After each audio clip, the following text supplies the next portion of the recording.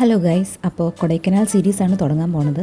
ഞങ്ങളൊരു 3 നൈറ്റ്സ് 4 ഡേയുടെ ട്രിപ്പ് പോയിരുന്നു. അത് ഞാൻ ഡേ വൈസ് ആയിട്ടുള്ള വീഡിയോസൊക്കെ ഇടാം. അവിടെ പോയി ഞങ്ങൾ എന്തൊക്കെ എക്സ്പ്ലോറാണ് ചെയ്തത്, ഏതൊക്കെ സ്ഥലങ്ങളാണ് കണ്ടതെന്നൊക്കെ ഞാൻ വഴിയെ പറഞ്ഞുതരാം.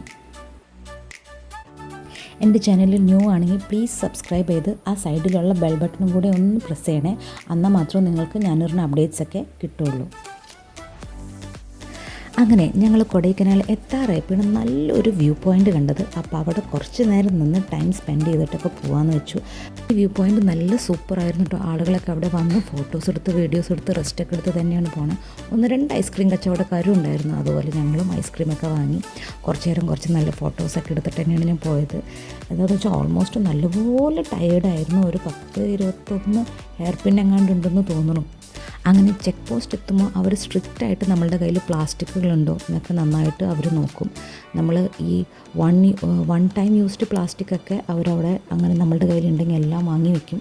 ബാക്കി നമ്മൾ വീട്ടിൽ നിന്ന് കൊണ്ടുവരുന്ന കുപ്പി അതൊന്നും നമ്മൾ കളയൂലല്ലോ, അങ്ങനത്തെയൊക്കെ അവർ അലൗഡാണ്.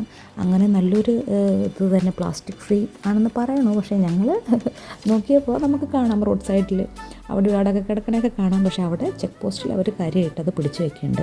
അത് കഴിഞ്ഞ് നമ്മൾ ചെല്ലുമ്പോൾ അങ്ങനെ കൊടൈക്കനാൽ നമ്മളെ വെൽക്കം ചെയ്യുന്നത് തന്നെ ഈ നല്ലൊരു മനോഹരമായ വാട്ടർഫോൾസിൽ കൂടി തന്നെയാണ്. ഇതിൻ്റെ പേര് സിൽവർ കാസ്കേഡ് വാട്ടർഫോൾ എന്നാണ്.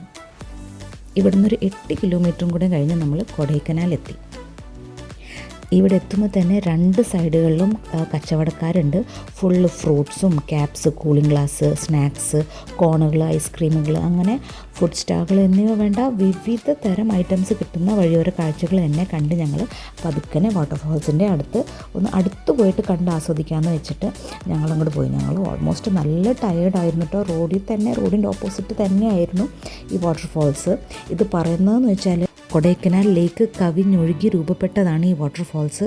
അതുകൊണ്ട് തന്നെ നമ്മൾക്കിതിനെ നാച്ചുറൽ വാട്ടർഫോൾസ് എന്ന് തന്നെ പറയാം. ഇതിൻ്റെ സീനറി എന്ന് പറഞ്ഞാൽ സൂപ്പറാണ്. ഫോട്ടോ വീഡിയോ ഒക്കെ എടുക്കാനൊക്കെ ഒരുപാട് ആൾക്കാരുണ്ട് അവിടെ വന്ന് ഫോട്ടോ ഒക്കെ എടുത്ത് പോകുന്നുണ്ട്. അതുപോലെ കുറേ കുരങ്ങന്മാരും ഉണ്ട് കേട്ടോ. നമ്മൾ അതൊക്കെ ഒന്ന് സൂക്ഷിക്കണം. നമ്മുടെ കയ്യിൽ ഫുഡ് ഐറ്റംസ്, പ്രത്യേകിച്ച് അവിടെ ഇവിടെ കടകളൊക്കെ ഉള്ള കാരണം നമ്മൾ പരമാവധി അവർക്ക് കൊടുക്കാതിരിക്കുക. എന്താ വെച്ചാൽ അവർ ഫുഡ് കാണുമ്പോൾ എങ്ങനെയാണ് റിയാക്ട് ചെയ്യുന്നത് നമുക്ക് പറയാൻ പറ്റില്ല. അപ്പം ഞങ്ങളൊരു ഫ്രണ്ടിൻ്റെ കൂടെയാണ്, ചേട്ടൻ്റെ ഒരു ഫ്രണ്ടും ഫാമിലിയും കൂടെ ഉണ്ടായിരുന്നു. ഞങ്ങൾ അവരുടെ കൂടെയാണ് ഞങ്ങൾ പോയത്. അപ്പോൾ ഞങ്ങളും കുട്ടികളും എല്ലാവരും കുറച്ച് നേരം വാട്ടർഫോൾസൊക്കെ സ്പെൻഡൊക്കെ ചെയ്തു.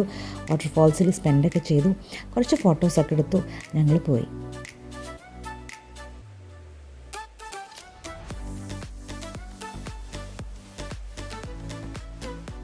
വഴിയോര കടകളിൽ ഊട്ടിപ്പൂക്കളൊക്കെ ഉണ്ടായിരുന്നു കേട്ടോ. നല്ല ഭംഗിയുണ്ടായിരുന്നു. പിന്നെ കോൺ പുഴുങ്ങിയത്, ഫ്രൂട്ട്സുകൾ, തോക്കുകൾ, കണ്ണാടകൾ, അങ്ങനെ ഒരുപാട് സാധനങ്ങളുണ്ടായി. കൊടൈക്കനാൽ മധുരൈ റൂട്ടിലാണ് ഇത് വരുന്നത്. മഴക്കാലത്ത് ഈ വാട്ടർഫോൾസ് ഇതിനേനും മനോഹരമായിരിക്കും എന്നാണ് അവിടുത്തെ കച്ചവടക്കാരൊക്കെ പറയുന്നത്. അത് കഴിഞ്ഞ് കുറച്ച് നേരം അവിടെ സ്പെൻഡ് ചെയ്തിട്ട് ഞങ്ങൾ നേരെ പോയത് ഞങ്ങളുടെ ലാസോ പാരഡൈസ് റിസോർട്ടിലേക്കാണ്. 5:30 ഞങ്ങൾ അവിടെ എത്തിയപ്പോൾ തന്നെ രാവിലെ 5 മണിക്ക് ഇറങ്ങിയിട്ടും ഞങ്ങൾ ട്രാഫിക്കും മഴയും ഒക്കെ ഉണ്ടായിരുന്നു. എത്തിയപ്പോൾ 5:30. നല്ലൊരു ബഡ്ജറ്റ് ഫ്രണ്ട്ലി റിസോർട്ട് തന്നെയായിരുന്നു. അതിൽ ഏറ്റവും എനിക്ക് ഇഷ്ടമായതെന്ന് വെച്ചാൽ ആ റിസോർട്ടിൻ്റെ ഫ്രണ്ടിൽ തന്നെ ഒരു വലിയ മരം ഉണ്ടായി. യൂക്കാലിപ്റ്റസ് മരമായിരുന്നു. അതവർ മുറിക്കാണ്ട് അതിനതേപോലെ കാത്തു സൂക്ഷിച്ചിട്ടാണ് അവർ ആ റിസോർട്ട് ഉണ്ടാക്കിയിരിക്കണത്. എന്ത് മനോഹരമായിരുന്നു അത് കാണാൻ തന്നെ. എനിക്കത് കണ്ടപ്പോൾ തന്നെ വല്ലാത്തൊരു സന്തോഷമായിരുന്നു. നല്ല അത്യാവശ്യം ബ്രേക്ക്ഫാസ്റ്റ് അവിടെ ഇൻക്ലൂഡഡ് ആയിരുന്നു. അത്യാവശ്യം നല്ല ഏരിയ ഉണ്ടായിരുന്നു. ബ്രേക്ക്ഫാസ്റ്റ് കഴിക്കാനുള്ള റെസ്റ്റോറൻറ്റും ഒക്കെ ആയിട്ട് കുഴപ്പമുണ്ടായിരുന്നില്ല.